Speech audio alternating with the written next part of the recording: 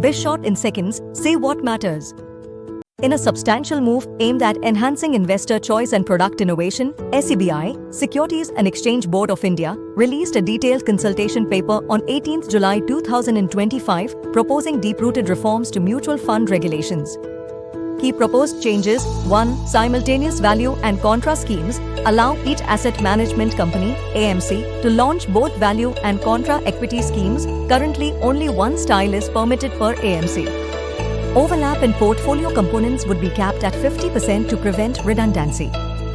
2. Diversified equity fund mandate. Under the new guidelines, beyond the 65% minimum equity allocation, up to 35% may be invested in alternate assets, debt, gold, silver, REITs, infra debt InvITs, empowering hybrid fund models.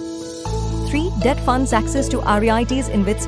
SEBI is considering allowing select debt schemes, excluding those with less than 91-day maturity, to invest in listed REITs and InvITs to enhance returns and diversification.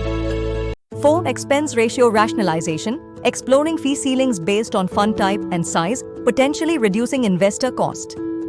5. AMC's mismatch reduction, define guidelines to prevent excessive overlap and facilitate clearer product positioning.